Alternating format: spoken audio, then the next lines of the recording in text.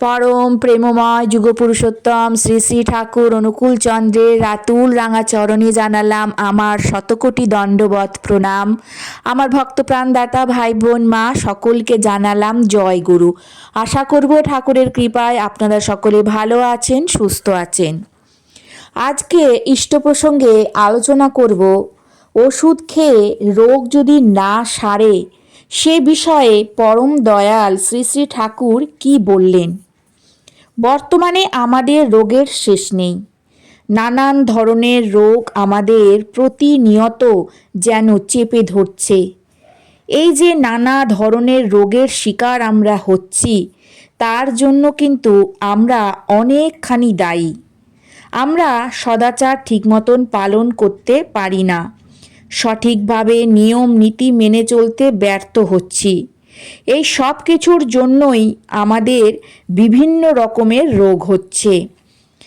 আর আমাদের যে রোগ হচ্ছে তার জন্য আমরা নানা রকমের ওষুধ তো খাচ্ছি, কিন্তু ওষুধ খেয়েও কোনো লাভ হচ্ছে না। আজকে আলোচনার বিষয়বস্তু হলোই এটা। পরম দয়াল শ্রী শ্রী ঠাকুর আমাদের কি করতে বললেন। সন্ধ্যাবেলায় শ্রী শ্রী ঠাকুর নফুরদার সঙ্গে কথা বলছেন। অসুখ বিসুখ যে হয় তার মূলে রয়েছে কোনো না কোনো বৃত্তি। সেই বৃত্তির বশেই তদনুরূপ চলনায় মানুষ চলে, আর পরে আসে অসুখ। ওখানে সন্ধান না করে, ওতে হাত না দিয়ে, যতভাবে যত জায়গাতেই খোঁজা যাক না কেন, যত ওষুধই খাওয়া হোক না কেন, কিছুতেই কিছু হয় না। ওষুধ রোগটা আটকে রাখতে পারে।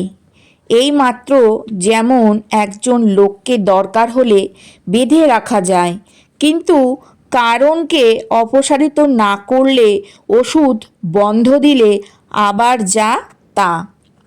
তার মানে রোগের জন্য ওষুধ খেলেন, ভালো হলেন, আবার যখন ওষুধ বন্ধ করা হলো আবার সেই একই জিনিস ফিরে আসে।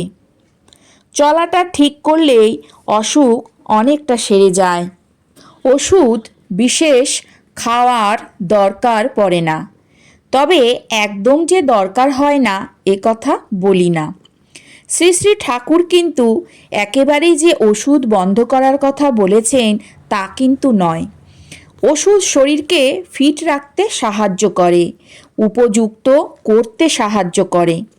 চরকে এই ধরনের কি একটা শ্লোক আছে, অনেকের খাওয়া দাওয়া সম্বন্ধে এতই লোভ যে তার অসুখের জন্য যদি তাকে কয়েকদিন থানকুনির ঝোল খেতে বলা হয়, সে হয়তো চোখ মুখ খিচিয়ে বিকট বিরক্তির সঙ্গে বলবে, থানকুনি থানকুনি থানকুনি। শ্রী শ্রী ঠাকুর এমন বিচিত্র ভঙ্গিতে বলতে লাগলেন যে সকলে দেখে তো হাসতে হাসতে বাঁচে না, আর কিছু চোখে দেখে না, যত সব ছোট লোকেদের কাণ্ড কারখানা। স্ত্রী যত্ন সহকারে রোগা স্বামীকে উপযুক্ত পথ্য দিতে গেলে সে হয়তো রেগে তার গায়ে খড়ম ছুঁড়ে মারল, মাজায় কেটে গেল। লোভের বশে মানুষ কি করে আর না করে তার ঠিক নেই। আর মানুষ যে নিয়ম পালন করে তার মধ্যেও তার বৃত্তের খেয়ালটুকু বাদ দেয় না। সে হয়তো থানকুনির ঝোলই খাচ্ছে, তার মধ্যে একটু আবার লঙ্কা রোজ টিপে নিচ্ছে। ভাতে ভাত খাচ্ছে, তার মধ্যে 2 চামচ ঘি ঢেলে নিচ্ছে। বলে, ও না হলে কি হয়, পারা যায়। এই অনিয়ম করা সত্ত্বেও সে মনে করে সে ঠিকভাবে চলছে। মানুষ তার ব্যক্তি সম্বন্ধে কেমন বেহুশ ও অন্ধ। আর এমনিভাবে চলে, কোনো ফল না পেয়ে শেষে বিজ্ঞের মতন আফসোসের সুরে বলে, হ্যাঁ হ্যাঁ সব দেখেছি, সব করেছি, ও কিছুতেই কিচ্ছু হয় না, কোনোটাই কোনো ফল নেই, সব বাজে কথা। এর জন্যই ভগবানের আরেক নাম বিধি। বিধিকে না মেনে কারোর পারার জো নেই। মানুষ প্রবৃত্তির বিধিকেই মানে, কিন্তু জীবনের বিধিকে, সুখের বিধিকে মানে না। তাই দুঃখ হয়ে ওঠে অনিবার্য। তোমার অসুখ করেছে, তখন হয়তো তোমার কাঁঠাল খেতে ইচ্ছে করলো। খেলে একটা কাঁঠাল খেতে গিয়ে সারা জীবনের কাঁঠাল খাওয়া বন্ধ হয়ে গেল। তখন না খেলে কত কাঁঠাল খাওয়ার পথ খোলা থাকতো। তাই বুঝে সুঝে চলার দরকার। ভেবে দেখতে হয় কোন নিয়মে, কোন কায়দায়, কেমনভাবে চলে ফিরে খেয়ে আচরণ করে তুমি ভালো থাকো, আর তেমনিভাবেই চলতে হয়। তাহলে পরম দয়াল শ্রী শ্রী ঠাকুর আমাদের কি বোঝালেন? তিনি আমাদের বোঝালেন ওষুধ খাওয়ার সাথে সাথে আমরা যেন আমাদের চলন বলনটা ঠিক রাখি, আমাদের খাওয়া দাওয়া ঠিক রাখি। এইগুলো যদি ঠিক রাখি তাহলেই আমরা ভালো থাকতে পারবো, সুস্থ থাকতে পারবো।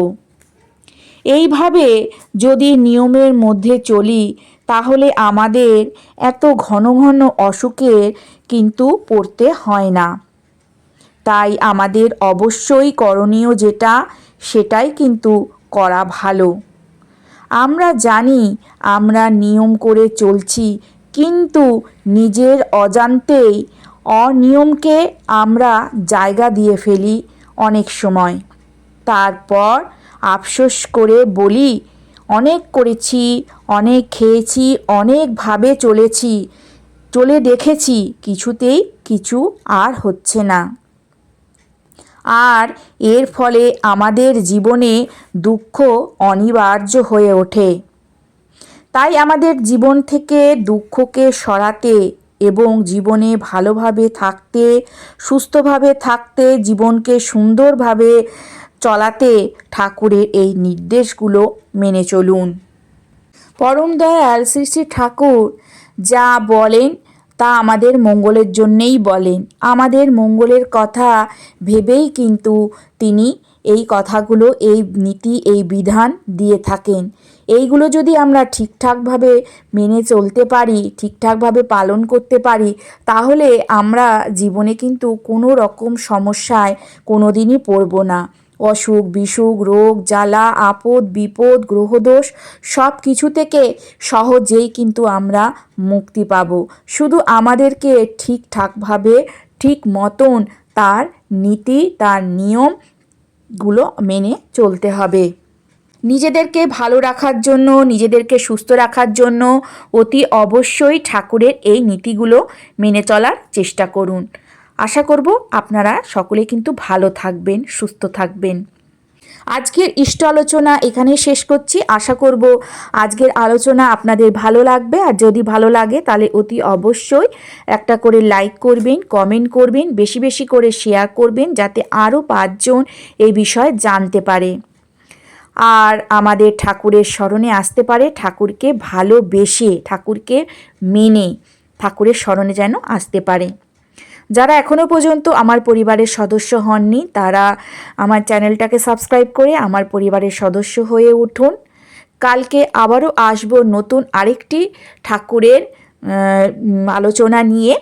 সবাই ভালো থাকুন, সুস্থ থাকুন, সাবধানে থাকুন, আনন্দে থাকুন। ঠাকুরের কাছে এই প্রার্থনা করি, ঠাকুর যেন সদা সর্বদাই আপনাদেরকে ভালো রাখেন, সুস্থ রাখেন, আনন্দে রাখেন। জয় গুরু, বন্দে পুরুষোত্তমম।